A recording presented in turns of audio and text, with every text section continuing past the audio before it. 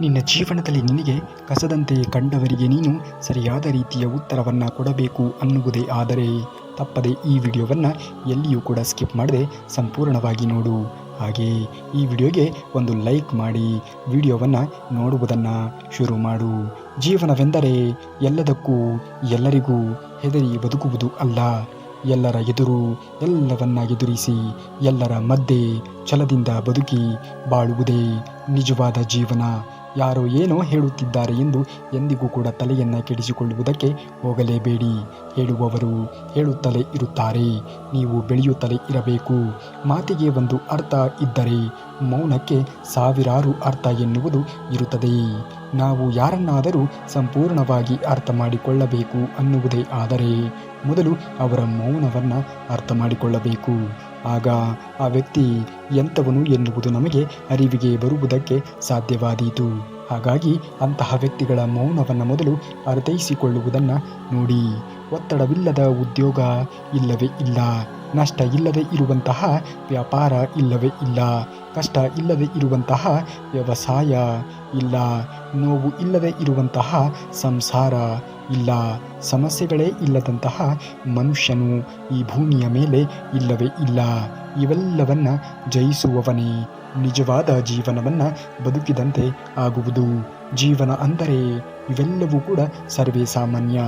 ಇವೆಲ್ಲವನ್ನೂ ಕೂಡ ನೀವು ಮೆಟ್ಟಿ ನಡೆದಾಗ ಮಾತ್ರ ಬದುಕಿನಲ್ಲಿ ನೀವು ಏನಾದರೂ ಒಂದು ಮಾಡಿ ಸಾಧನೆಯನ್ನು ಮಾಡಿ ತೋರಿಸುವುದಕ್ಕೆ ಆಗುವುದು. ಜೀವನದಲ್ಲಿ ಹಿಂದೆ ನಡೆದು ಹೋಗಿರುವಂತಹ ಘಟನೆಗಳನ್ನು ನೆನಪಿಸಿಕೊಂಡು ನಿಮ್ಮ ಇಂದಿನ ಕ್ಷಣಗಳನ್ನು ಹಾಳು ಮಾಡಿಕೊಳ್ಳಬೇಡಿ. ಆಗಿ ಹೋಗಿರುವುದು ಆಗಿ ಹೋಗಿದೆ.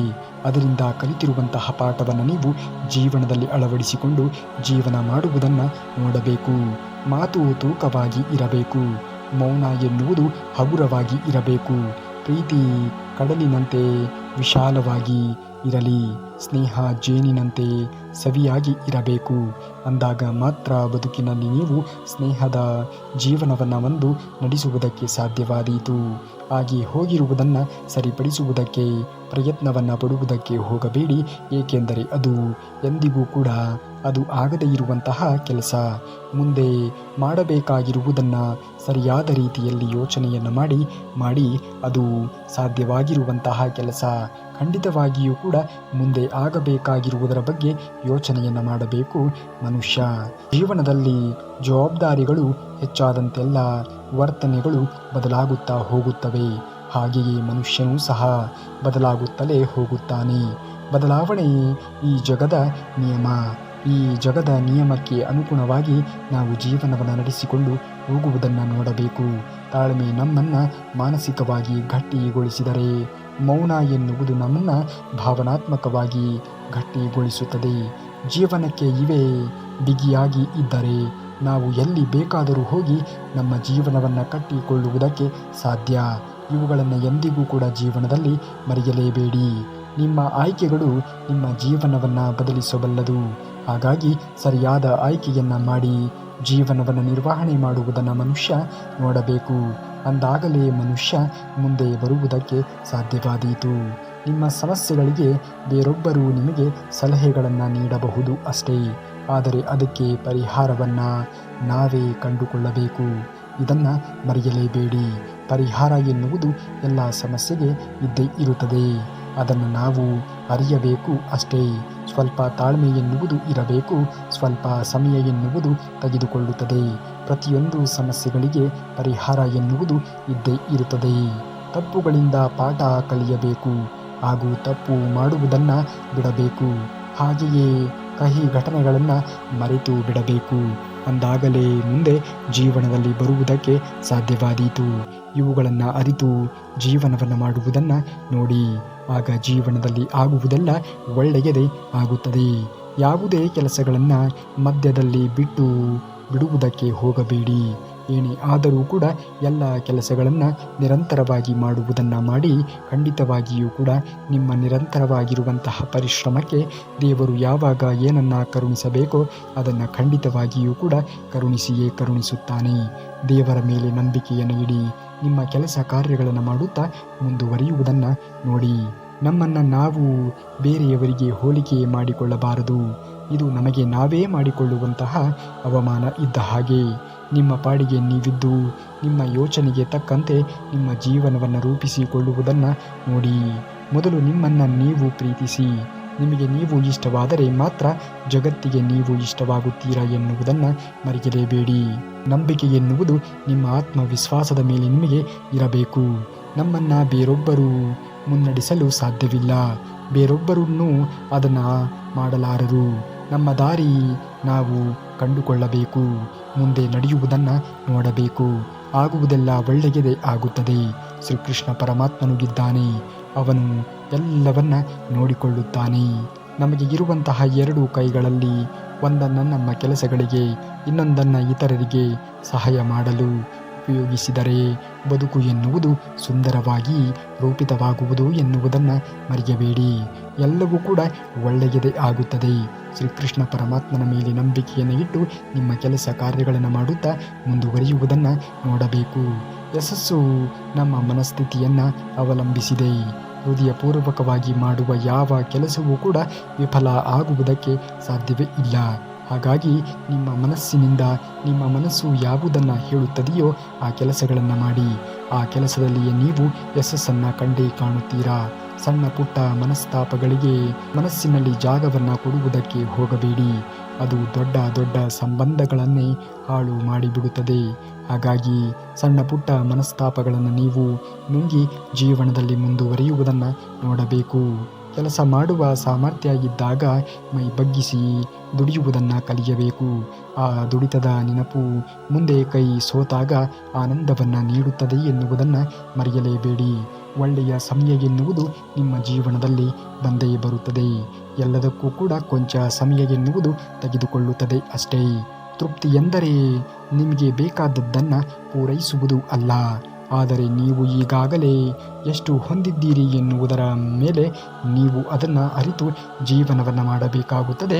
ತೃಪ್ತಿ ಎನ್ನುವುದು ನಿಮಗೆ ಸಿಗುತ್ತಾ ಹೋಗುತ್ತದೆ. ಆಗುವುದೆಲ್ಲ ಒಳ್ಳೆಯದೇ. ಅದೃಷ್ಟವಂತ ಅಂದರೆ ಅವಕಾಶಗಳನ್ನು ಪಡೆಯುವವನು ಅಲ್ಲ, ಬುದ್ಧಿವಂತ ಅಂದರೆ ಅವಕಾಶಗಳನ್ನು ಸೃಷ್ಟಿ ಮಾಡಿಕೊಳ್ಳುವವನು. ಚಿಂತೆಗೂ ಚಿತೆಗೂ ಒಂದೇ ಸೊನ್ನೆಯ ವ್ಯತ್ಯಾಸ ಅಷ್ಟೇ. ಆದರೆ ಚಿತೆ ಸತ್ತ ದೇಹವನ್ನು ಸುಟ್ಟರೆ ಚಿಂತೆ ಎನ್ನುವುದು ಬದುಕಿರುವಂತಹ ದೇಹವನ್ನು ಸುಡುತ್ತದೆ. ಯಾವುದನ್ನು ಅಳವಡಿಸಿಕೊಳ್ಳುತ್ತೀರಾ ಎನ್ನುವುದು ನಿಮಗೆ ಬಿಟ್ಟಿರುವಂತಹ ವಿಚಾರ. ಹಾಗಾಗಿ ಚಿಂತೆಯನ್ನು ಮಾಡುತ್ತೀರಿಯೋ ಅಥವಾ ಚಿಂತೆಯನ್ನು ಬಿಟ್ಟು ಜೀವನವನ್ನು ನಿರ್ವಹಿಸುವುದನ್ನು ನೋಡುತ್ತೀರಿಯೋ ನಿಮಗೆ ಬಿಟ್ಟಿರುವಂತಹ ವಿಚಾರ.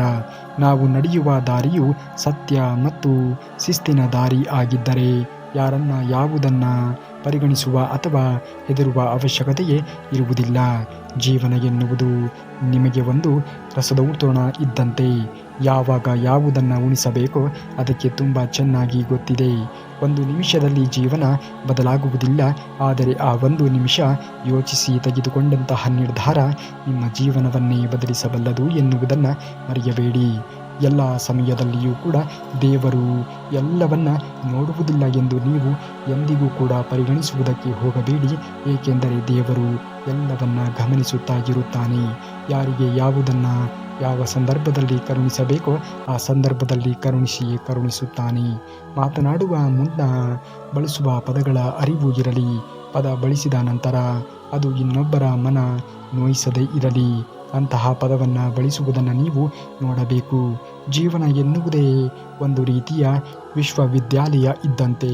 ಈ ವಿಶ್ವವಿದ್ಯಾಲಯದಲ್ಲಿ ಯಾವ ಮೇಷ್ಟ್ರುಗಳು ಆಗಲಿ, ಯಾವ ಟೀಚರ್ಗಳೇ ಆಗಲಿ ನಿಮಗೆ ಕಲಿಸುವುದಕ್ಕೆ ಬರುವುದಿಲ್ಲ. ಬದಲಿಗೆ ನಮ್ಮ ಅಕ್ಕಪಕ್ಕದಲ್ಲಿ ಇರುವಂತಹ ನಮ್ಮ ಸಂಬಂಧಗಳೇ, ನಮ್ಮ ಅಕ್ಕಪಕ್ಕದಲ್ಲಿ ಇರುವಂತಹ ನಮ್ಮ ಪರಿಚಿತ ವ್ಯಕ್ತಿಗಳೇ ನಮಗೆ ಎಲ್ಲವನ್ನ ಕಲಿಸುತ್ತಾ ಹೋಗುತ್ತಾರೆ. ಅಪರಿಚಿತರ ಗೆಳೆತನ ಕಷ್ಟವಲ್ಲ, ಆದರೆ ಇರುವ ಗೆಳೆಯರು ಅಪರಿಚಿತರಾದಂತೆ ನೋಡಿಕೊಳ್ಳುವುದು ದೊಡ್ಡದ್ದು. ಇದು ನಮ್ಮ ಗೆಲುವಿನ ಮೇಲೆ, ಇದು ನಮ್ಮ ನಡವಳಿಕೆಯ ಮೇಲೆ ಅವಲಂಬಿತವಾಗಿರುತ್ತದೆ. ಸೋತೆ ಎಂದು ನೀ ಮುಂದೆ ಇಟ್ಟಿರುವಂತಹ ಹೆಜ್ಜೆಯನ್ನು ಹಿಂದೆ ಇಡಬೇಡ. ಏಕೆಂದರೆ ಯಾರಿಗೆ ಗೊತ್ತು, ಆ ಹೆಜ್ಜೆ ನಿನ್ನ ಇತಿಹಾಸವನ್ನೇ ಸೃಷ್ಟಿ ಮಾಡುವಂತಹ ಹೆಜ್ಜೆ ಆಗಿರಬಹುದು ಅಲ್ಲವೇ?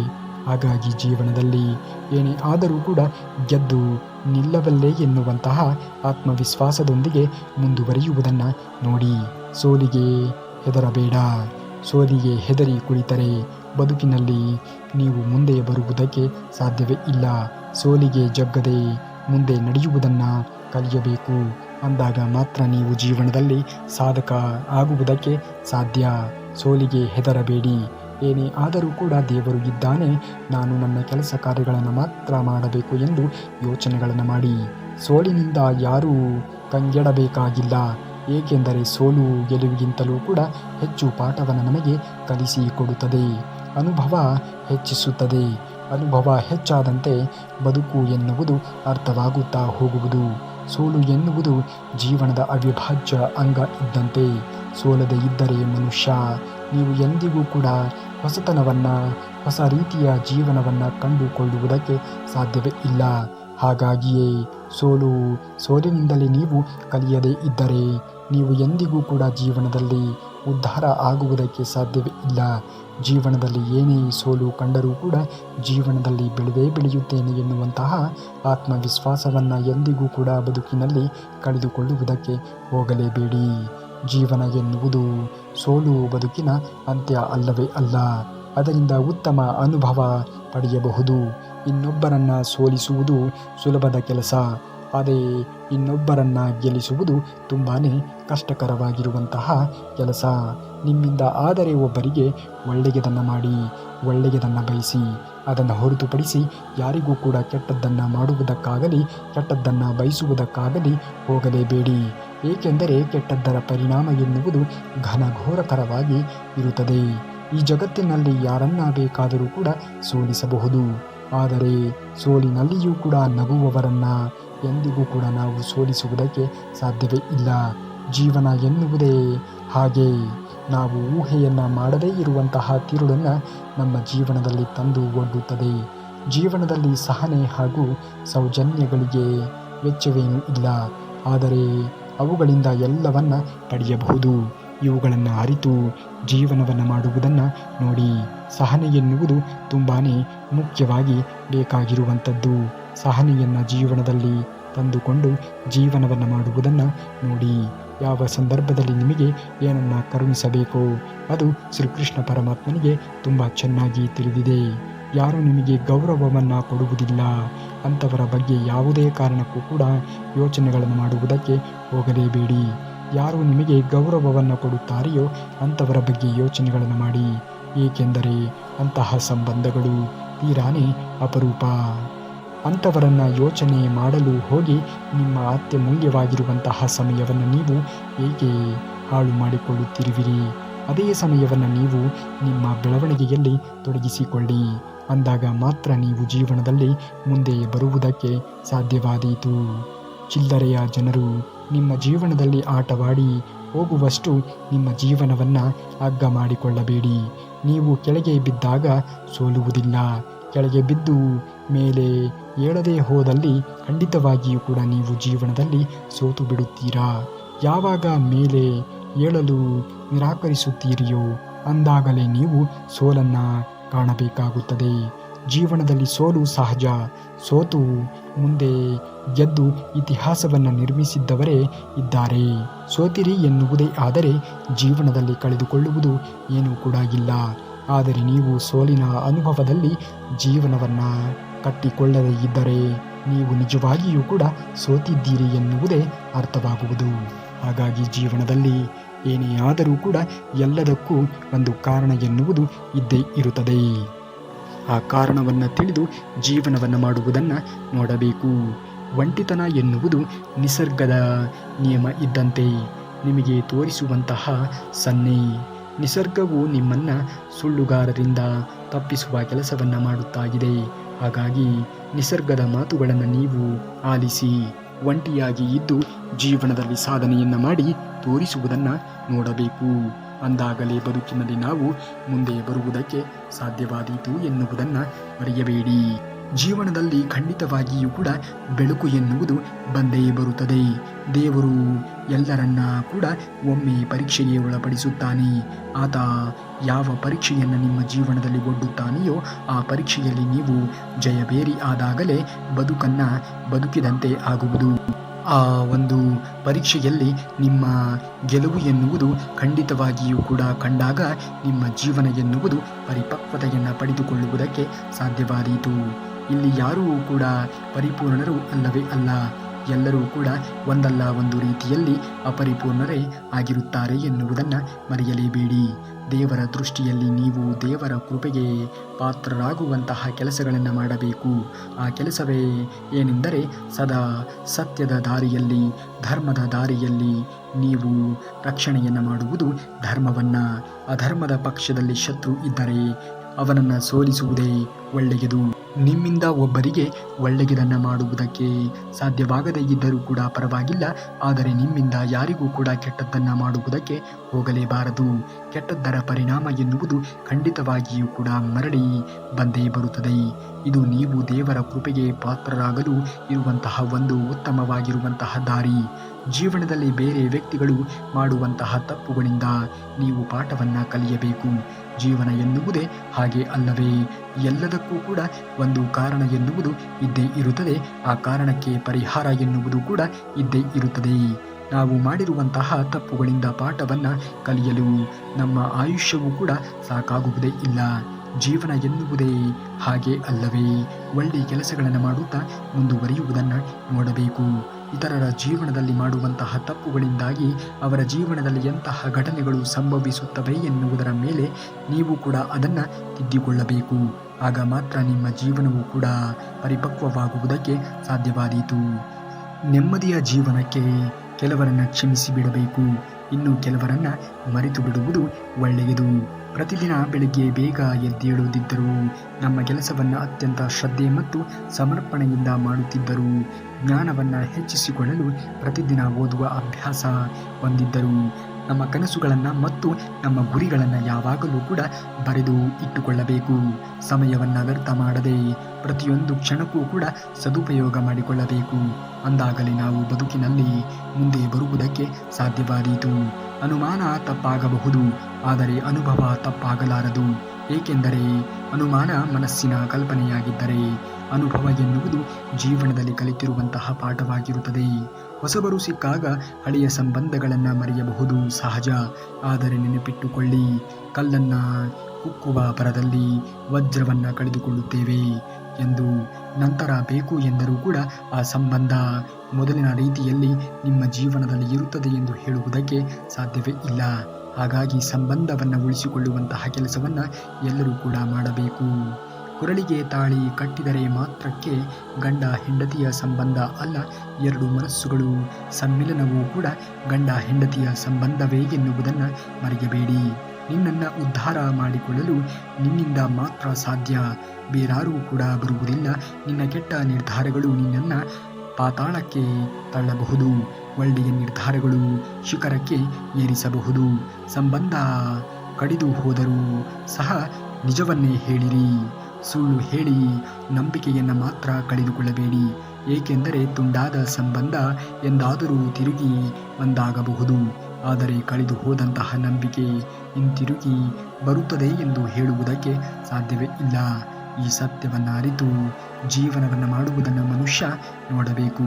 ಅಂದಾಗಲೇ ಮನುಷ್ಯ ಜೀವನದಲ್ಲಿ ಮುಂದೆ ಬರುವುದಕ್ಕೆ ಸಾಧ್ಯವಾದೀತು ಎನ್ನುವುದನ್ನು ಮರೆಯಬೇಡಿ.